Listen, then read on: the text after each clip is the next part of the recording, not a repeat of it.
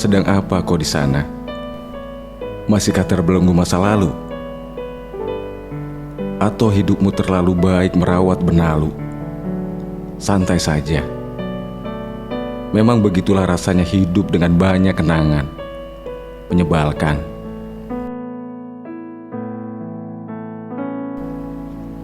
Tiada semangat, harap pun lapuk berkarat. Tubuh kurus, mata berkantung. Badan lemas, karena tidak ada yang mengingatkan makan dan menyuruh untuk lekas tidur. Sepele memang, tetapi kau pasti rindu masa-masa itu. Kau bisa dengan leluasa mendekati siapapun yang kau mau, tanpa ragu. Entah lebih tua atau lebih muda dari usiamu. Entah lebih kuno atau lebih canggih dari pengetahuanmu. Usia adalah bilangan. Hatimu kembali memungut kenangan.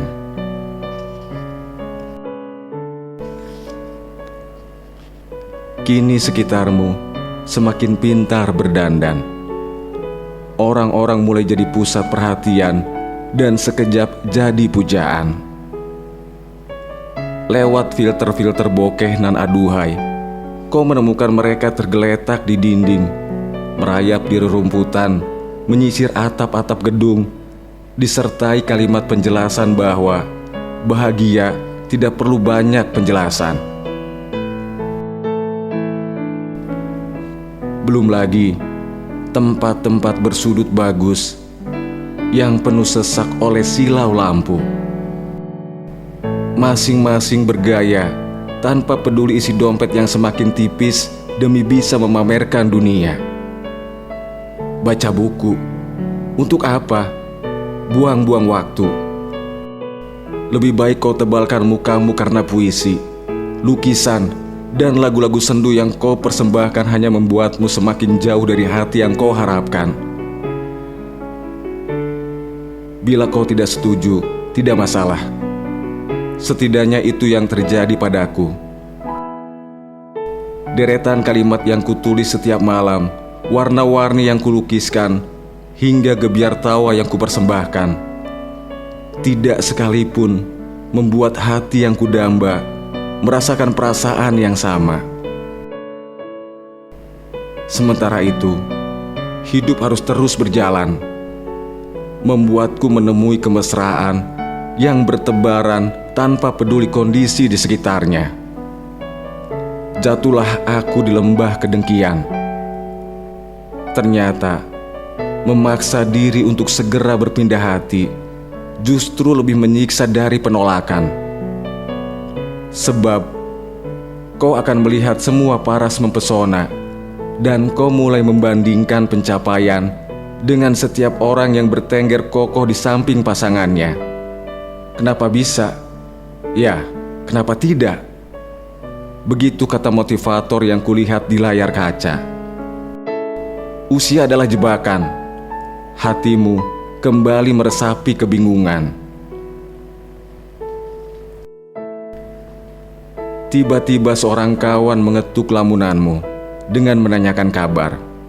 Kawan lama, sahabat terbaik yang biasa kau repotkan di masa lalu. Rambutnya hitam berkilauan berkat minyak rambut berbau sabun yang harganya bisa untuk biaya makan seminggu.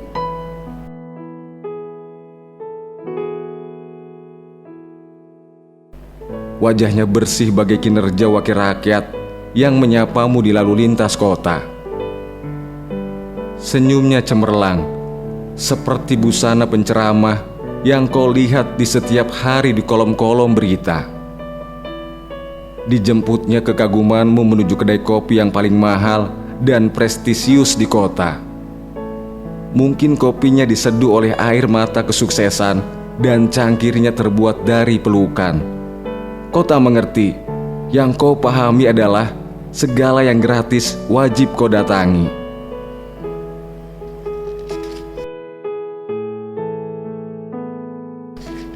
Setelah bulan selesai melahap senja, kau sampai di parkiran dengan mengucap tidak enak karena terlalu banyak merepotkan.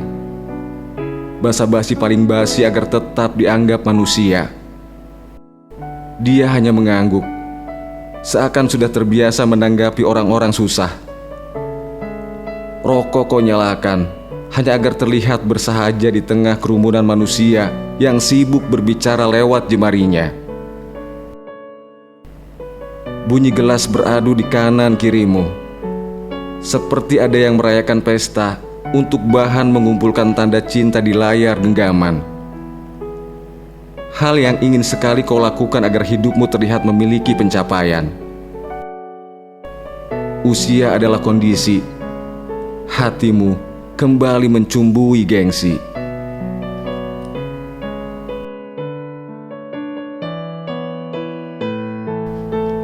Perlahan, kau lepaskan jaket yang baru 2 hari sampai dari luar negeri.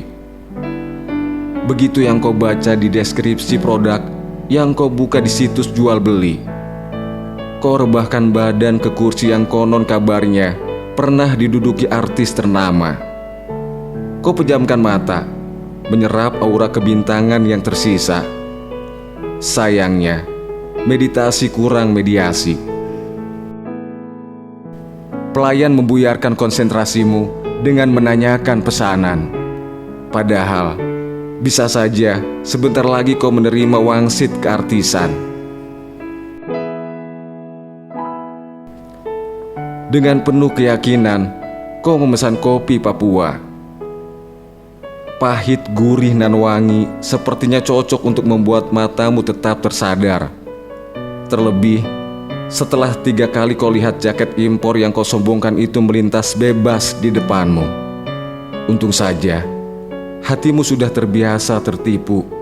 Getir memang, tetapi tidak separah akhir Oktober 3 tahun lalu, saat kau melihat orang yang kau cinta mengucap janji sehidup semati. Ya, mereka hidup dan hatimu mati. Hari-hari pun berjalan sebagai keranda yang siap dikebumikan dengan harapan sebagai satu-satunya jasad. Dibalut kecewa, terbenam di tanah tempat kau dan dia pernah menapaki bahagia. Tepat setelah kau taburkan kelopak janji dan lumuri pemakaman dengan pekat kopi, kau mulai melayat perasaanmu sendiri. Tidak ada yang mendoakanmu, kecuali daun-daun yang berjatuhan di latar jantungmu. Usia adalah gelisah.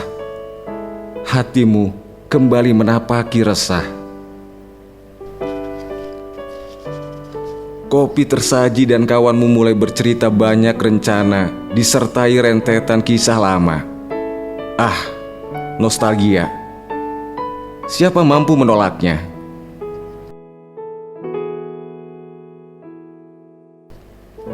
Hegemoni reuni adalah pukulan paling telak bagi harapan yang lama tertidur. Kau mulai menghitung kemungkinan dan mengawali semua sesal dengan kata seadanya. Tentang perempuan di hari pertama masuk SMA yang mencuri hatimu. Tentang karet warna hijau yang menguncir separuh rambutnya dan mengikat seluruh perhatianmu. Tentang sapaan disertai nama yang hanya bisa kau balas dengan senyum malu-malu. Diiringi 3 kali ketukan mik dari kepala sekolah dan riuh tepuk tangan menyambut siswa baru.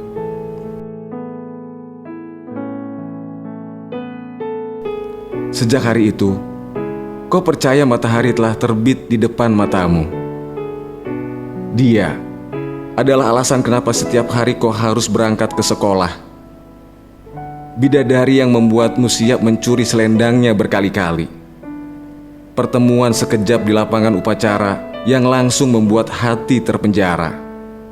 Oh, sungguh bersamanya kau ingin berlama-lama menatap langit dari terbit fajar hingga senja berfijar. Mulai saat itu, hidup adalah rangkaian kasih atas lembayung di pikiran dan senyum yang mekar di perasaan. Mulai saat itu juga, kau mulai berbicara dengan cermin, tertawa dan menggoda dengan tubuh yang meliuk di depan kaca. Kau mulai bergaya laksana pangeran yang membawa seikat bunga. membelai pantulan wajah di depanmu dengan mesra. Kemudian kau menangis dengan menjambak rambut, mengamuk sejadi-jadinya. Mulai saat itu juga, kau mulai berlarian memeluk angin. Tertatih dan merintih dengan tubuh yang membungkuk di hadapan malam, kau menyeret ragamu menuju gelap yang kau tunggu sedari senja. Menari-nari menjadi satu-satunya cahaya dalam sunyi. Kemudian kau meronta berteriak sekeras mungkin, mengais darah yang mengucur deras dari kepala yang kau benturkan ke jalan. Mulai saat itu juga, kau mulai berjalan dalam senyuman. Tersamarkan deras hujan dengan tubuh terlepas dari kesadaran. Rohmu membelai tanah, tempat kau dan dia pernah berdiri melantunkan mimpi-mimpi. Kau bebas, melayang di atas rerumputan, menjadi satu dengan putik-putik bunga. Tumbuh beraturan dengan kelopak yang memenuhi sudut kota, menandai kecewa yang meranggas di hati yang mekar tanpa cinta. Aku sudah siap sejak pagi menanti sahabat yang rindu memaksa temu.